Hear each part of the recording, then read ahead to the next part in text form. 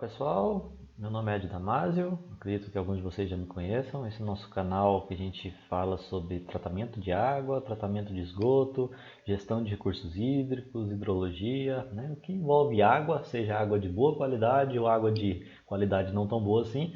A gente está falando, tem uma série de vídeos, né? Confira nosso canal aí, tem vários vídeos a respeito de variadas temáticas, né? Nessa aula de hoje, vou falar sobre ciclo hidrológico, tá? Só me apresentando aqui rapidinho, sou Ed Damasio, professor aqui do IF Goiano, no campus Rio Verde, engenheiro ambiental, com mestrado e doutorado na área de saneamento e também recursos hídricos. Ok.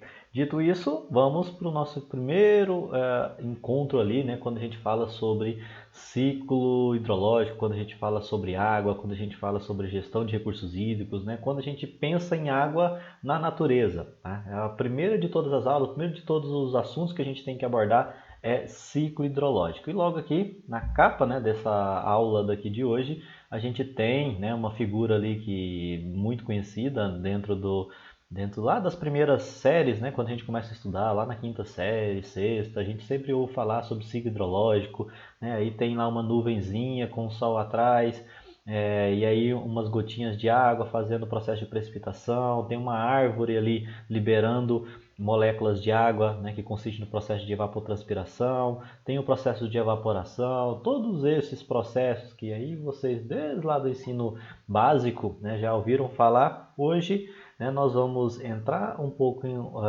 abordar um pouco o assunto, né, de forma resumida. Claro que a gente não vai entrar em detalhes desses componentes do ciclo hidrológico, isso vai ficar ao longo, né, da disciplina. Né? A disciplina a gente vai abordar todos aqueles componentes, né, como precipitação, interceptação, infiltração, entre diversos outros componentes do ciclo hidrológico de maneira separada. Né? Entendê-los como cada um funciona mais a fundo, também fazer alguns cálculos, né, algumas estimativas, né, como que se calcula, como que se tem uma estimativa da precipitação de determinada bacia hidrográfica, o que é uma bacia hidrográfica. Então a gente tem muito conteúdo a abordar, né, nos próximos vídeos aí, tá bom? Nessa figura aqui da direita a gente tem uma imagem real, né? A da esquerda é apenas uma figura, mas desse outro lado aqui nós temos uma imagem real que mostra ali alguns componentes do ciclo hidrológico que a gente vai, né, como falei, dar uma abordagem inicial hoje e ao longo dos próximos vídeos aprofundar.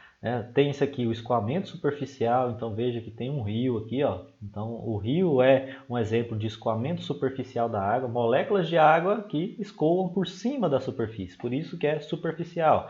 A gente tem aqui também um processo de precipitação chuvosa, né? Então águas, gotículas de água, né, no estado líquido, né, caindo aqui, ó, pela força da gravidade, né, elas têm peso suficiente para cair à superfície, é o que a gente chama ali de chuva, né?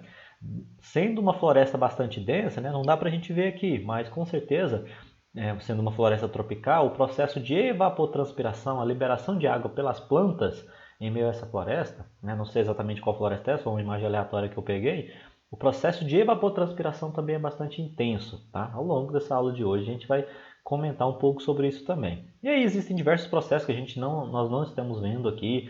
Temos o processo de infiltração, quando a água cai na superfície, ela pode filtrar, ela pode interceptar, pode ocorrer diversas coisas. Isso é o ciclo hidrológico, tá? Já dando início aqui, segmento aos próximos slides, a gente traz aqui uma imagem do planeta, né? Planeta Terra, que deveria ser chamado planeta Água, tá? Isso aqui é uma imagem ilustrativa, mas se vocês pegarem alguma imagem na internet aí, né, de uma imagem de algum satélite, né, de alguma estação de alguma estação espacial, vocês vão ver que realmente a Terra ela é coberta 75%, né, aproximadamente, da sua superfície, 3/4 é água. Então a gente poderia muito bem chamar o planeta Terra de planeta Água. Né? Abaixo dessas camadas aqui de água, né, tem obviamente camadas sólidas, né, rochosas. Mas em termos de superfície mesmo, né, que na superfície do planeta é basicamente 75% água. Água de boa qualidade, água que dá para beber, água que dá para irrigar, né, culturas, hortaliças, dá para irrigar alguma coisa, dá para a gente utilizar essa água para fins potáveis? Não, né? 90 dessas águas aí, né, 99,99% lá, não tem os valores exatos, né, eu não estou precisando aqui nenhum valor, né, não me lembro de cabeça, mas quase toda a água do planeta, né? Na verdade 98 mais ou menos por cento é água salgada, tá? O valor de água salgada é muito, mas muito maior do que a água doce.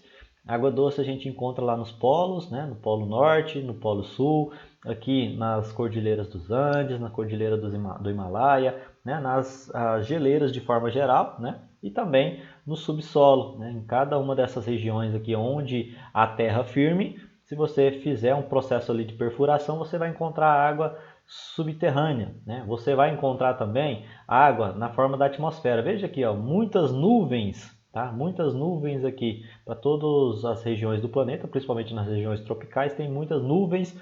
Ali também é água boa para se beber. Então, perceba, nosso planeta ele é rodeado por água. Água no estado líquido, água no estado sólido, água no estado gasoso, né, em diversos estados físicos. Né?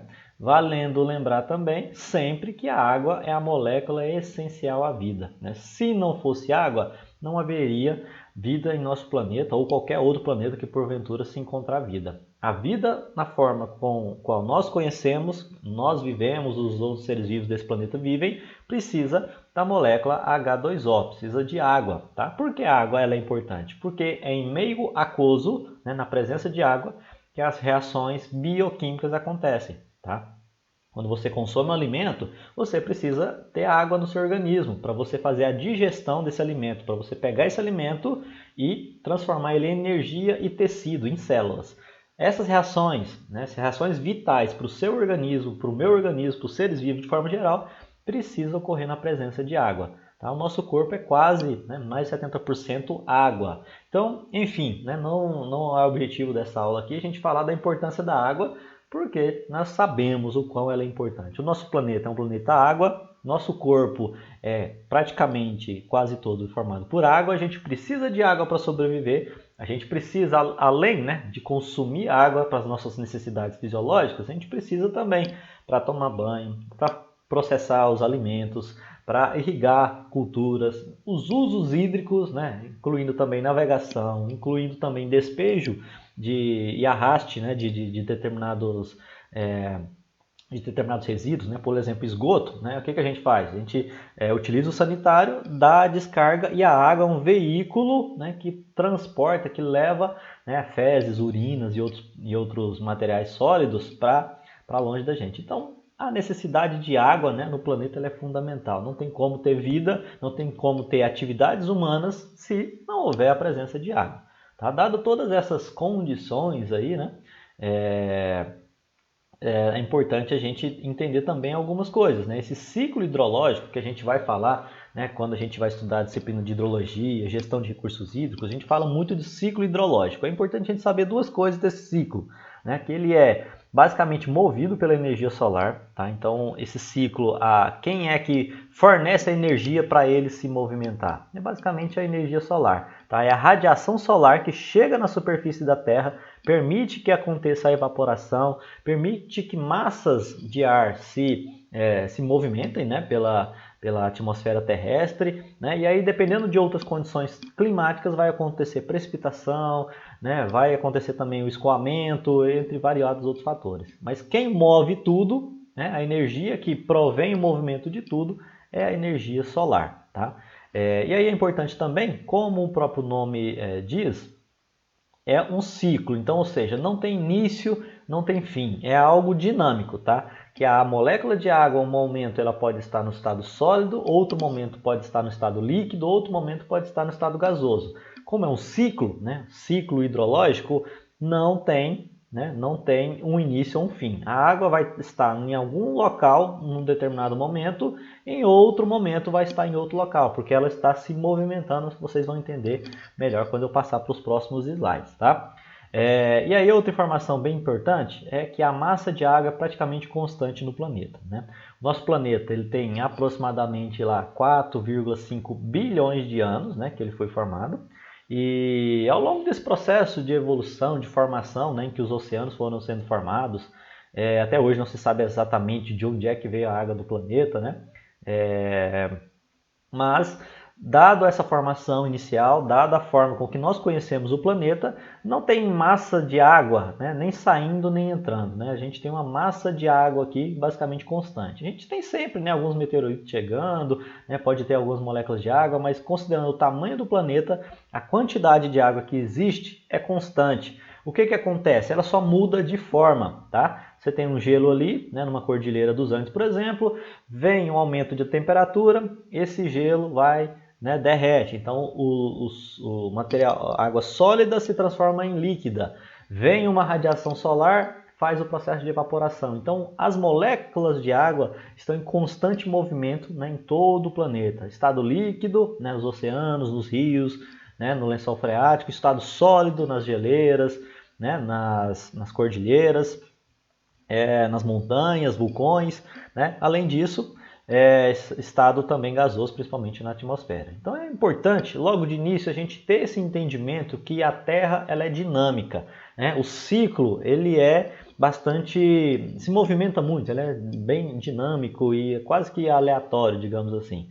Então é muito importante que vocês tenham essa noção geral, né, de que a molécula de água que hoje você tomou, né, bebeu uma água ali hoje, acabei de ir ali na cozinha, bebi um copo de água. Onde é que aquela molécula de água, né, há 2 meses atrás estava? Vocês já pararam para pensar, a imaginar? E anteontem? Essa água que você acabou de beber, né, porventura 1, 2, 3 dias atrás, porventura em algum momento estava lá no rio que você próximo à sua cidade. Tá? Essa água foi captada do rio, essas moléculas, passou por um tratamento, esse tratamento entrou no sistema de distribuição, chegou na sua casa, foi para a caixa d'água, foi para o seu filtro, você bebeu. E aí beleza, né? Parte dessa água vai sair na urina, você vai no banheiro, dá descarga, essas moléculas de água aí que você beberam, né, que você bebeu, vai pro sanitário, você dá descarga, vai para a estação, vai para a rede de coleta de esgoto, para a estação de tratamento de esgoto, vai para o rio vai escoando, caindo um rio no outro, né, vai chegar até em algum momento no mar. Então percebam toda essa lógica, quão interessante é essa perspectiva dinâmica da natureza, que traz a relação entre o ambiente, né, onde nós vivemos, né, que é o nosso continente, né, nosso continente aqui, e as relações com os corpos hídricos, com a natureza, né, com, né, toda a complexidade do nosso planeta. Tá? Então faça essa reflexão, né, toda vez que ele for tomar banho, né, quando forem no corpo hídrico, né, no rio, né, onde é que essa água veio? Né? Em algum momento ela já esteve em outro local? Muito provavelmente, né, muito provavelmente não, certamente aquela água que você está tendo contato naquele momento, em outro momento da história aí, ela já esteve no oceano, ela já foi uma geleira, né, alguma coisa aconteceu anteriormente. Tá? A água não é produzida do zero, tá bom? Pois bem, dito isso, a gente vai então, né, falar um pouquinho mais sobre os componentes do ciclo hidrológico. Eu já acabei adiantando alguns assuntos, né, mas essa figurazinha ela é bem clássica, né, de todo o estudo da hidrologia, de todo o conteúdo básico, né, quando a gente fala de gestão de recurso hídrico, de hidrologia. A gente tem aqui alguns componentes básicos do ciclo hidrológico. Então, o ciclo, como eu falei anteriormente, ele não é fechado. Desculpa, ele é fechado, ele não tem início e fim. Vamos, por exemplo, falar assim, olha, o ciclo hidrológico começa na precipitação. Não, ele não começa na precipitação, porque antes da precipitação, a água estava no oceano. Então, começa no oceano? Também não. Então, vamos, né, trocar essa terminologia aí, né? Não existe início no ciclo hidrológico, né? A água está em processo dinâmico, tá em movimento. Então, não há início, né, no ciclo hidrológico. Ele está em constante movimento e não tem início e não tem fim. Tá? A água vai simplesmente estar mutando de um lado para o outro, de um estado físico para o outro, em um componente, né, através dos componentes aqui do ciclo hidrológico, em um reservatório, né, hidrológico que a gente vai chamar um pouquinho mais à frente, a gente vai falar sobre ele. Né? Reservatório hidrológico, ou também conhecido como compartimento hidrológico, mais à frente a gente fala. Tá? Pois bem, então em resumo, o ciclo hidrológico é dado por precipitação. Né? O que é precipitação? Você tem ali uma determinada quantidade de nuvens, né? Então, ou seja, água no formato gasoso, mas também existem partículas sólidas no meio dessa nuvem. A gente vai falar sobre isso quando for a aula de precipitação. né? Quando esse vapor d'água está denso o suficiente, né? Pesado o suficiente, formando gotículas pesadas, ocorre o que? A precipitação, ou seja, a força da gravidade vai fazer com que essas gotículas de água, né, caiam na superfície. É um processo chamado precipitação. Quando ele é formado, quando a precipitação ela é formada por partículas líquidas, né? Aí é uma precipitação chuvosa.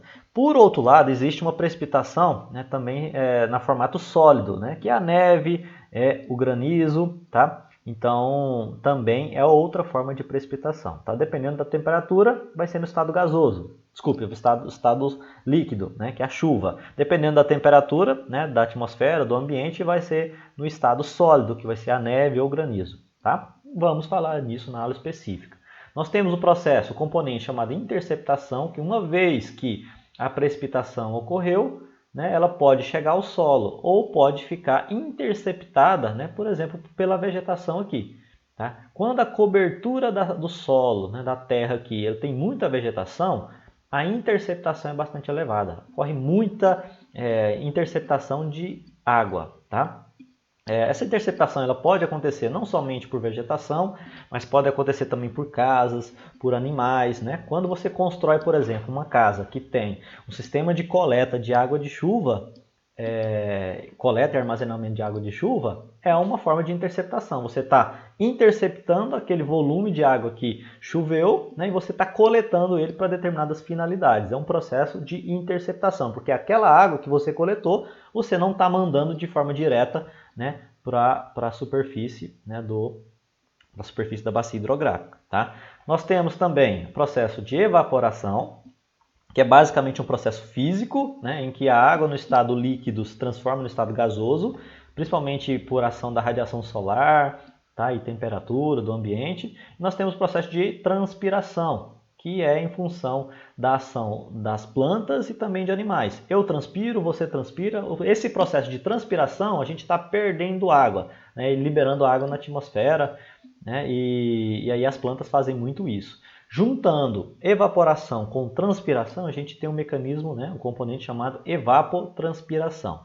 Muito importante esse mecanismo, principalmente quando se fala, né, em projetos de irrigação, quando se fala em pegar, né, uma determinada área agrícola aqui e fazer a irrigação dela. Porque se a evapotranspiração for muito alta, a demanda de água também vai ser muito alta. Ao longo desses nossos próximos vídeos, a gente vai falar também sobre a evapotranspiração. Tá? A água que porventura, né, não foi interceptada, né, por vegetação ou outros seres vivos, né, nem por residências, e ela não foi evaporada ou transpirada, ela vai chegar até o solo. Né? E aí no solo tem duas opções: ou infiltra, né, a água entra lá nos poros, né, do solo, vai lá para o fundo ou fica mais na superfície, ou, né, ela vai escoar de forma superficial, né, formar ali os rios. Né? Nas cidades há basicamente alta taxa de escoamento superficial. Chove, vai para o rio principal, o rio geralmente inunda, alaga e aí acontece vários tipos de problemas, né, vinculados às inundações. Mas em um ambiente onde você tem muita vegetação, né, vai ocorrer parcialmente uma interceptação, mas logo as moléculas de água começam a escorrer pelas folhas, né, pelo caule das árvores e vai infiltrar bastante no solo. Tá? A gente vai falar também muito sobre isso, né, sobre a importância da vegetação, sobre os processos de impermeabilização do solo e o que isso daí altera, né, implica no ciclo hidrológico. Em resumo, pessoal, é isso que nós temos do ciclo hidrológico. Veja aqui a figura, né? Que, como eu falei para vocês, o ciclo hidrológico não tem início, o ciclo hidrológico não tem fim, ele é mutável, ele é dinâmico, está em movimento a todo momento, movido por qual energia? Está aqui, ó, energia solar. É o Sol que vai controlar, né, que vai fornecer energia, que vai movimentar boa parte do ciclo hidrológico. Tá? Então aqui nós temos, né, umas nuvens que se formam em algum local, né, ao passo que as nuvens aumentam, né, em quantidade e aí formam gotículas pesadas o suficiente, precipita, parte escoa. Sempre que ocorre o escoamento, ela vai parar em algum lugar. Né? A gravidade ela faz com que as moléculas se desloquem, né, para locais mais baixos. Os locais mais baixos no planeta Terra são os oceanos. Então por isso que eu falei em momentos anteriores para vocês. No oceano, né, você tem umas moléculas de água. Essa molécula de água, né, aquele grupo ali de moléculas ali vai evaporar, vai para a atmosfera, forma-se nuvens, as nuvens são arrastadas pelo vento aqui para o continente, ocorre a formação de nuvens mais densas, precipita, vai para um rio, e esse rio geralmente, né, é utilizado por alguma cidade. Né? Vai ser utilizado por alguma cidade. Essa cidade vai captar a água desse rio e vai levar a água lá para sua casa. Por isso que eu falei para vocês, a água que vocês tomaram hoje, né, algumas semanas atrás, ela estava na atmosfera, ela estava no rio, ela estava no lago, né, ou, né, meses atrás ela estava no Oceano Pacífico, ela estava no Oceano Atlântico, né, em algum outro local. Ou ainda, né, a água pode estar lá no subsolo, até nas águas subterrâneas. Né? Vou mostrar para vocês ao final dessa aula de hoje que existe um termo chamado, né, tempo de retenção da água, ou tempo de retenção hidráulica, né, que é o tempo médio que partículas, moléculas de água ficam em determinados compartimentos. Né? Tem moléculas aqui, ó, de água subterrânea, em aquíferos confinados, por exemplo, que estão lá há mais de 1000 anos. Né? Isso é possível, tá? Vocês podem imaginar que não, mas tem moléculas de água que estão lá no subsolo há centenas, dezenas, até milhares de anos. Tá? A gente vai estudar sobre isso também lá no tema águas subterrâneas. Tá bom? Pois bem, fazendo aqui um pouquinho, trabalhando aqui de forma um pouquinho mais ilustrativa, né, gráfica, né, tudo aquilo que eu falei, nós temos o seguinte, novamente lembrando, o ciclo hidrológico não tem início, não tem fim, é tudo dinâmico. A gente só considera que ele vai começar ali na precipitação, mas antes da precipitação acontece outra coisa. Então são todos independentes, interligados, tá? O que acontece então? A precipitação, como eu falei para vocês, pode ser chuvosa, formato líquido, ou pode ser formato sólido, né, forma de neve ou granizo. Tá? Eu sempre confundo granizo com granito, mas se chover granizo, você ainda pode sobreviver. Se chover granito e cair na sua cabeça, provavelmente você vai morrer. Né? Então tem uma diferença muito grande em granito com granizo. Tá? Então a precipitação sólida aqui é granizo. Tá? Pode acontecer essas duas formas. Como eu falei para vocês, tem basicamente 3 vias. Né? Essa água líquida ou sólida que está caindo, né, em uma determinada área, vai interceptar, né, como eu falei para vocês, pode ser floresta, pode ser por animais, pode ser pelas casas, né, sistema de captação de água de chuva. Né? É um processo que vai interceptar, impedir que a água chegue à superfície, né, do terreno.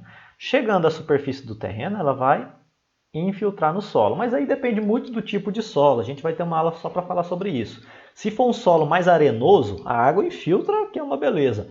Se for um solo que tem argila, vai ser mais difícil de infiltrar. Se for um solo que for todo impermeabilizado, só cimento, né, só asfalto, e aí então não vai infiltrar nada. Tá? E aí, né, quando não infiltra, tá? Quando não infiltra, a tendência é ocorrer o quê? Escoamento superficial. Esse escoamento superficial, ele vai levar a água, toda a água que choveu, ou parte dessa água, né, aquilo que não foi interceptado e não foi infiltrado, vai levar para os pontos mais baixos da bacia hidrográfica. Que pontos mais baixos é esse? Né, são os rios.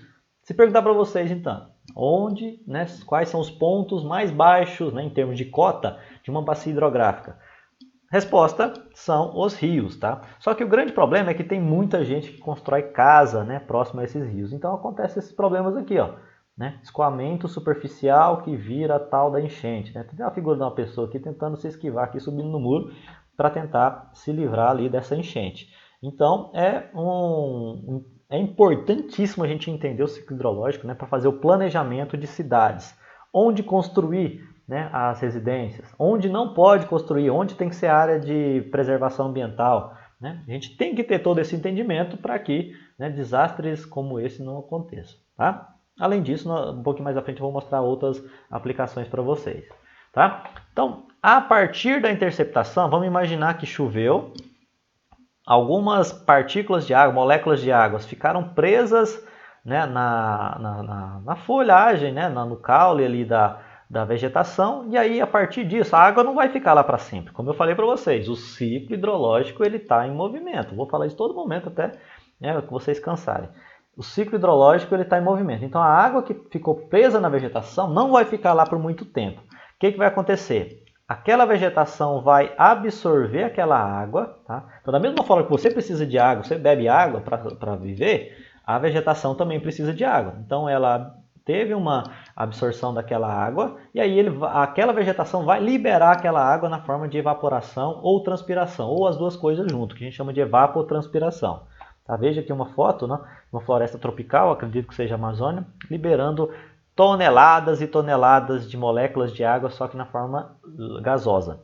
Tá? Então, pessoal, é um processo que libera muita, mas muita água. Tá? Aquela água que está no solo, aquela água que foi interceptada, as plantas podem liberá-la na atmosfera, né, na forma de evapotranspiração. Então perceba que o ciclo ele não é aquela figura perfeitazinha aqui. Ó. Vocês podem observar aqui. Chove, escoa, vai para o oceano, volta lá e fica um ciclo fechado. Não. Né? Ao passo que choveu, interceptou, ela pode voltar para a atmosfera novamente. Tá? Então, assim, os caminhos são os mais diversos. Da mesma forma em que, uma vez que houve a interceptação, a água vai escorrer pelo caule, escorrer pelas folhas e chegar ao solo novamente. Tá? E aí ela pode infiltrar ou também até às vezes fazer o escoamento superficial. É uma terceira opção aqui que eu não coloquei. Tá? Então perceba que todos os componentes, né, do ciclo hidrológico estão interligados. Um pode ser ligado ao outro e vice-versa. Bom? Nós vamos falar sobre tudo isso daqui ao longo, né, dessas nossas videoaulas. Tá? A partir do momento que a água infiltra no solo, existem basicamente duas opções. Né? Se ela infiltrar bastante, ela vai formar os aquíferos. Tá? Ela vai lá para o fundo do solo, tá? Nas camadas mais profundas do solo, e vão formar ali os aquíferos. Tá? Existem os aquíferos confinados, existem os aquíferos não confinados, e tudo isso daí tem uma nomenclatura, né, que a gente vai trabalhar na aula que a gente fala sobre águas subterrâneas. Tá? Então, a água infiltrou no solo, formou os aquíferos. Quando essa água não vai lá para o fundo da superfície, né, fundo do solo, ela vai aflorar. Então, esse processo aqui chamado afloração superficial é quando forma as nascentes. Tá? Então, quando você vê uma nascente de água, ou seja, o que é uma nascente de água? É um local onde está minando água. É o que o pessoal chama de mina de água, é o que o pessoal chama de olho de água. Tá? São as nascentes, que a gente pode chamar aqui de afloração superficial. Essa afloração superficial consiste no quê? Na água subterrânea que apareceu na superfície. Tá? Então nós vamos ter uma aula que a gente fala sobre águas subterrâneas, que vai ser bastante interessante a gente abordar esses dois assuntos. A conexão entre água subterrânea e água superficial. Mas já adiantando para vocês, guardem aí, né, as nascentes, os olhos d'água, né, aquelas minas de água. Corresponde ao quê? A água subterrânea que apareceu na superfície. Tá? Não tem um cano ali que está soltando água, não é nada disso. Tá? É simplesmente uma afloração da água subterrânea em água superficial. Tá? E aí, voltando lá na outra parte do ciclo hidrológico, né, a gente viu que pode interceptar, pode infiltrar, e a terceira opção é o escoamento superficial. E aí, esse escoamento superficial, a gente então, né, tem ali as básicas opções. Né? Pode alagar uma cidade, pode alagar um bairro, né? Mas de alguma forma ou outra vai cair aonde? Nos rios, nos lagos, né? No mar, no oceano. Tá? Então, quando vocês tiverem a aula, né, sobre bacias hidrográficas e vocês perceberem que um rio está conectado no outro, você tem um rio pequenininho, ele deságua no maior, que deságua no maior, que vai no maior, e assim sucessivamente até chegar onde? Geralmente em lagos grandes, em mares, em oceanos. Tá? Então é importante vocês terem essa noção, né, do ciclo hidrológico. A água que está ali, às vezes alagando a casa do seu vizinho, em algum momento, né, alagando a rua ali sua, né, em algum momento ela vai cair no rio, no mar, no lago. Pode ser que demore 1, 2 dias, pode ser que demore 10 anos, né, dependendo da característica da bacia hidrográfica. Tá? Outra opção, quando ocorre o escoamento superficial, ela vai chegar, né, nos seus compartimentos, né, que eu já citei, rios, lagos, mares, oceanos, e pode evaporar. Tá? Principalmente quando se tem no lago, uma barragem, né, tem-se uma radiação muito intensa nesse lago, nessa barragem, a água vai evaporar. Tá? A evaporação é transformação do estado líquido para o estado gasoso. Tá? E aí, o ciclo ali, ele é, como eu falei para vocês, ele é fechado, ele é todo conectado. A água que evapora, que transpira, ela vai de alguma forma precipitar. E aí a gente tem aquela nossa famosa figura lá do início, tá? O ciclo dinâmico, sem início, sem fim, né? Cada molécula aqui de água, em algum momento, se ela está aqui hoje na nuvem, em algum momento ela estava no oceano, em algum outro momento da história ela estava lá no solo, em algum outro momento ela fez parte do corpo de algum organismo vivo, tá? Por exemplo, tem moléculas que ontem estavam no meu corpo, que hoje está lá no rio. Tá? Então perceba toda essa conexão entre nós, seres humanos, seres vivos, e a água, né, e o ciclo hidrológico. Tá? Pense nisso, que é bastante interessante. Falando de aplicação, por que é importante entender o ciclo hidrológico? Tá? Já dei alguns spoilers, né? Já adiantei algumas coisas para vocês, mas o ciclo hidrológico é fundamental. Principalmente quem forma-se nos cursos de engenharia civil, engenharia ambiental, agronomia também é muito importante, engenharia sanitária, entre diversos outros cursos, né, que me fugiu a memória agora, mas tem-se bastante importante. Tem até curso de engenharia hídrica também, tá? Mas eu citei aqui, estou citando aqui algumas das principais aplicações. Por exemplo, na agricultura e pecuária é fundamental. O agricultor precisa saber quando vai chover. O agricultor precisa ter uma estimativa. Olha, né, quanto é que chove aqui naquela região? Qual é o período ali de chuva, né, na região que eu quero fazer o plantio? Né? Quanto de água a minha cultura precisa? No período onde não chove, eu quero irrigar. Né? O cara quer irrigar. Quanto de água aquela cultura precisa, né, para mim fazer a irrigação? Então a agricultura e pecuária é fundamental, não precisa nem de ter muita explicação. É extremamente necessário entender o ciclo hidrológico também para fazer grandes obras hídricas, tá? Como barragens, né, hidroelétricas, como barragens para abastecimento de água, como canais para transposição. Já viram falar na transposição do Rio São Francisco? Que lá é uma obra hídrica, grande obra hídrica. Então é necessário você entender quanto que precipita, quanto que evapora. Esses reservatórios aqui têm uma taxa de evaporação muito alta. Né? Então, às vezes, dependendo da região onde você vai implantar uma obra dessa, não compensa fazer o reservatório, porque aquilo que vai reservar, né, não vai ser pouco maior do que aquilo que evapora. Então, se a taxa de evaporação for muito alta, tem reservatório que tem taxa de evaporação de 30%, 40%. Ou seja, a quantidade de água que está chegando, 30%, 40% se perde para a atmosfera. Então é algo muito, muito ruim que é necessário se fazer ajustes, se entender. Entender o ciclo hidrológico para fazer o projeto dessas grandes obras hídricas, né? Barragens, transposições, canais de grande escala. E além das grandes obras, a gente tem as obras menores dentro das cidades, né? Drenagem urbana, tem aqui ó, a figura aqui mostrando os casos alagados, né? A galera aí, os cursos que vão fazer o projeto de galeria de água de chuva, né, que vai fazer sistemas de aproveitamento de águas em residências, em comércios, né, todas essas obras, né, de drenagem, que envolvem a drenagem urbana dentro de cidades, né, incluem-se também os chamados as bacias de retenção, bacia de detenção, entre diversas outras obras, né, é necessário saber o quanto que chove, o quanto que evapora, né, o quanto que escoa superficialmente, o quanto que vai infiltrar. A hidrologia tá basicamente tudo. E não, né, não deveria ser deixado de lado a gestão de recurso hídrico. Para você fornecer a outorga de água, né, uma empresa quer tirar água desse rio aqui, por exemplo, né, ela vai poder tirar sim, porém ela tem que ter uma autorização, uma outorga. Né, e essa outorga ela é concedida baseado na água que se tem no corpo hídrico. Para isso a gente tem que ter um entendimento do escoamento superficial, da precipitação, da evapotranspiração daquela região, tá? Para que o órgão possa fazer a gestão.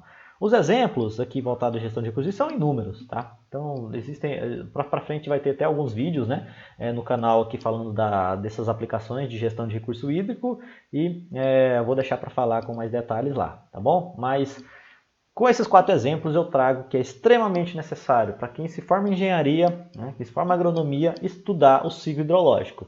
Se você está formando em engenharia e não entende o ciclo hidrológico, não entende os compartimentos, não entende os mecanismos, não entendem os componentes do ciclo hidrológico, né, você vai ter bastante dificuldade na sua vida profissional. Tá? Pois bem, então, antes de finalizar esse nosso encontro daqui de hoje, essa nossa aula, eu quero deixar então esses 2 termos, tá? 2 terminologias importantes aqui, né, bem destacado. O primeiro é o TRA, né, que vocês podem observar aqui, ó, tempo de residência da água, tá? Que aqui é dado em semanas Então, o TRA é tempo de residência da água. O que é isso? É o tempo, né? Pode até anotar aí, não está escrito aqui não, mas pode até anotar. É o tempo que a água fica em determinado compartimento. Tá? Então, são duas terminologias, o TRA e o segundo é compartimento hídrico. Tá? O que é compartimento hídrico? Tá? Compartimento hídrico é uma distribuição, né? Na verdade é um espaço que a gente acabou definindo como sendo compartimento. Por exemplo, a biosfera é um compartimento, é um espaço ali dentro do planeta. A atmosfera é outro espaço dentro do planeta que a gente está considerando. O rio, né, os rios, é outro espaço, né, é outro compartimento. O solo a gente considera como sendo outro compartimento. Né? Aqui você está considerando brejo, mas pode ser considerado um compartimento, pode ser não, então depende ali daquilo que você está considerando, aquele espaço da sua área de estudo, da sua área de pesquisa. Aquíferos confinados, oceanos, lagos, reservatórios artificiais, né? As calotas e geleiras né? Seja polares ou não. Então, todos esses aqui são compartimentos. O que são os compartimentos? São espaços, né? Volto a falar, são espaços dentro, né, do nosso planeta que a gente considera, né, para fazer, por exemplo, cálculos como o tempo de residência da água. A gente vai comparar aqui o tempo de residência da água com alguns determinados compartimentos. Veja, por exemplo, qual que é o tempo médio que a água fica no rio, por exemplo. Tá? Desde o momento que ela entrou no rio, né, ela caiu, né, precipitou, ou então através do escoamento superficial, ela entrou no rio qualquer, até ela sair daquele compartimento que a gente chamou de rios. Né? Ela demora aqui mais ou menos alguns dias, né? Então entre 1, né, e 10 semanas. Então assim, algumas poucas semanas aqui. Tá? Se a gente for considerar, por exemplo, quanto tempo que a água fica no solo, né? Quanto tempo é o quê? É o tempo de residência da água. Quanto tempo médio que a água fica no solo? A gente vai observar aqui, entre 10 e entre 100 semanas. Né? Então vai ter um valor aqui que a água geralmente fica, né, no compartimento solo, né, no subsolo, né, geralmente ali algumas dezenas de semanas. Vamos lá para o extremo. Né? Quanto tempo que a água fica lá nas calotas e geleiras polares? Um valor, né, de quase 10 a sexta. Né? 10 a sexta na casa ali de milhões de semanas. Né? Então, o tempo que a água fica lá nas calotas e geleiras, né, polares, principalmente na faixa de milhares a milhões de anos. Tá? Enquanto que nos oceanos também, né, veja ali na faixa ali de 10 a 15 semanas. Nos lagos o valor é menor. Como que a pessoa, né, chegou a esses resultados? Existem algumas pesquisas, né, que fazem uma estimativa. Isso daqui é uma estimativa. Não necessariamente uma molécula de água vai ficar ali poucos dias no rio. Não necessariamente uma molécula de água vai ficar ali milhares e milhares de anos, né, no oceano, ou no aquífero confinado, ou numa geleira. Tá? Mas é importante, a noção aqui que eu quero trazer para vocês é desses dois termos, tá? Tempo de residência da água, que é o tempo médio que a água fica em determinado compartimento. Que compartimento é esse? São espaços, né, que a gente considera, que seja biosfera, atmosfera, rios, né, solos, entre outros. Então essas duas terminologias elas são importantes para a gente decorrer a nossa disciplina aqui, né, com maior facilidade. Tá? Então é muito importante que vocês tenham essa compreensão dessas duas terminologias, porque quando a gente for falar, né, lá, por exemplo, de precipitação, a gente vai sempre fazer paralelos ali, né, trazer exemplos de tempo de residência da água, né, vamos falar de compartimento, olha, eu vou falar o compartimento oceano, vou falar o compartimento solo, o compartimento rio, né, compartimento aquífero confinado. Então tudo, essas minhas citações, né, vão ser referentes a essas duas terminologias, tempo de residência da água e compartimento, tá bom? E aí, antes de encerrar a aula, né, a última parte, é o tal do balanço hídrico. Tá? É importante que a gente, nessa primeira aula, nesse primeiro momento, a gente, entendendo o ciclo hidrológico, é importante que a gente entenda o tal do balanço hídrico. O que é o balanço hídrico? É um balanço de massa. O que ambos correspondem? Né? Entrada, o que entra em determinado compartimento, o que sai daquele compartimento e aquilo que é armazenado naquele compartimento. Que compartimento é esse? Por exemplo, vamos estudar o solo. Tá? Então a gente define o solo, né, de uma determinada bacia hidrográfica, como sendo o compartimento de estudo. E aí, para fazer o balanço hídrico, a gente vai então falar, olha, quanto de água entra no solo? Quanto de água sai do solo? Quanto de água ficou armazenado no solo? E aí a gente estabelece, né, por ser um balanço de massa, um balanço hídrico, a gente estabelece valores. Né? Por exemplo, aqui, ó, se a gente pegar esses dois exemplos aqui, esse primeiro aqui é para um ambiente onde tem um solo com cobertura natural, e aí vai chover. Choveu, 40% do que choveu evapotranspirou. 10% escoou de forma superficial. 25% infiltrou no solo e ficou na parte de cima da superfície. E mais 25% infiltrou no solo e foi para as partes mais profundas. Perceba que, somando tudo isso aqui, dá 100%. Ó. 40%, 50%, dá 100%. Tá? Então, o balanço hídrico corresponde a esses valores, que pode ser dado tanto em termo percentual, como em termo de massa mesmo. Quilos de água, tá? Por exemplo. Metros cúbicos de água. Tá? Então, perceba que isso é um chamado balanço hídrico, que a gente considerou aqui sendo o compartimento solo e o compartimento atmosfera aqui. Tá? Então, tem o solo e atmosfera. Tá? E aí nós temos determinados valores. Aquilo que precipitou, parte evapotranspira, né? Parte escoa superficialmente e parte vai infiltrar mais profundo ou superficialmente. Tá? Subsuperficialmente.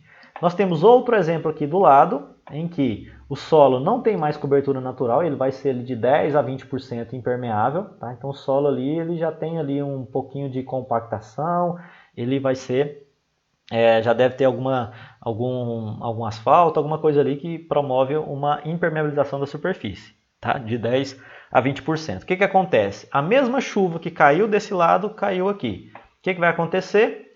Vai reduzir a evapotranspiração, porque como tem menos planta, né, a evapotranspiração reduziu de 40 para 38. Como o solo está mais impermeabilizado, aumentou o escoamento superficial, de 10 foi para 20. Tá? E aí se reduz o escoamento superficial, se aumenta o escoamento da superfície, vai reduzir, né, a infiltração. E aí reduziu para 21 e 21, né, a infiltração, né, e percolação de água no solo. Então perceba que nós temos duas aplicações aqui de balanço hídrico comparando duas bacias hidrográficas com dois usos do solo diferentes. Se a gente for aqui colocar um solo que tem ali 50% de impermeabilização, 100% de impermeabilização, a gente vai ter uma configuração totalmente diferente. Tá? Nós vamos falar muito sobre esse balanço hídrico, tá? Mas eu já estou querendo, de modo imediato, apresentar a vocês, tá? Que a gente pode descrever o comportamento da água, se evapora, se transpira, se escoa, se infiltra, se escorre, de forma numérica, né? E aí daí que a gente chama o tal balanço hídrico, tá?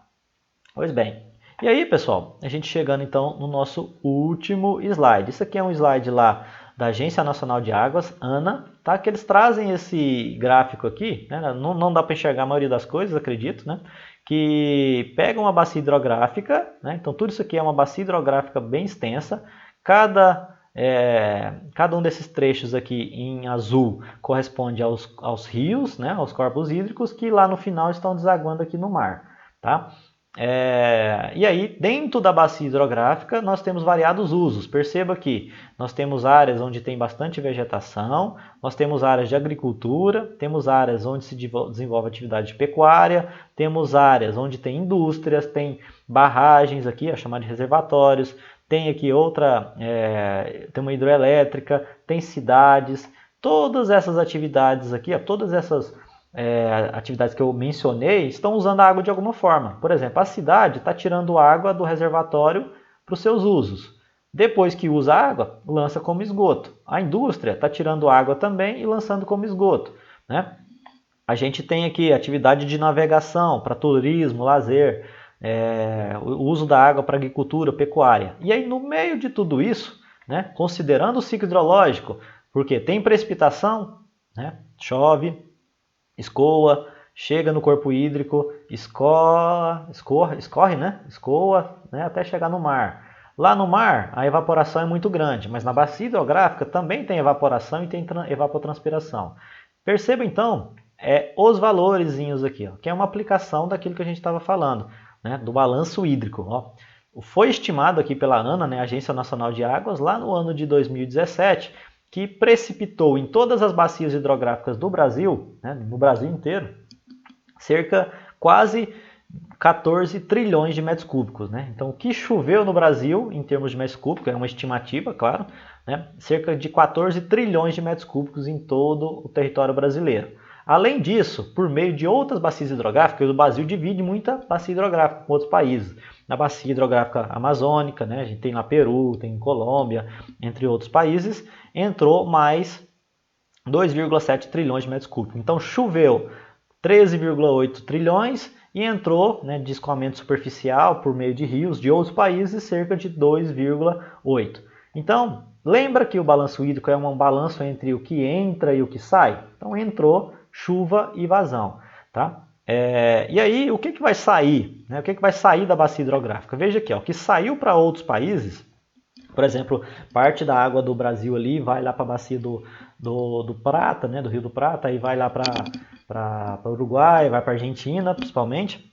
Então, pessoal, saiu lá para outros países, né, cerca de 864 bilhões, tá? Então não é trilhões, é 864 bilhões, né, através ali de algumas bacias hidrográficas que contribuem para outros países. Da mesma forma que entra, proveniente do rio de outros países, sai, né, para outros países também. Então tem a saída, a gente tem essas entradas aqui de chuva, né, e de vazão de rios de outros países, e tem a saída, né, para outros países também. O que mais sai? Sai na forma de evapotranspiração. Então foi evapotranspirado quase tudo que entrou, né, 11,7 trilhões de metros cúbicos. Então quase toda a água que precipitou, ela saiu na forma de evapotranspiração, ou seja, foi evapotranspirado, né, pelas nossas florestas principalmente. Né? Isso é bom? Isso é ruim? A gente vai ver nos próximos vídeos, tá? E aí então, essa diferença do que está entrando e o que está saindo, né, em algum momento vai chegar aqui no mar. Né? No mar, foi estimado o valor de 7,5 trilhões de metros cúbicos. Então perceba, pessoal, a aplicação, né, do conceito de balanço hídrico com os conceitos do ciclo hidrológico, né, os componentes do ciclo hidrológico em cada um dos reservatórios. Ó, reservatório mar, reservatório rios, reservatório atmosfera, né? Reservatório águas subterrâneas. Então perceba aqui que também tem a entrada, ó, de água subterrânea de 1,1 trilhão. Então aqui nós temos um exemplo claro, né, de toda a complexidade do ciclo da água e suas inter-relações. Tá? Não quero me alongar mais, né? O vídeo aí já tem 45 minutos. Agradeço a presença de vocês. Nos próximos vídeos a gente vai começar a entrar um pouco mais sobre falar de bacia hidrográfica, né, do que são bacias hidrográficas, e depois a gente vai falar de precipitação, de escoamento e muitas outras coisas aí pela frente, tá bom? Então agradeço a atenção e até a próxima.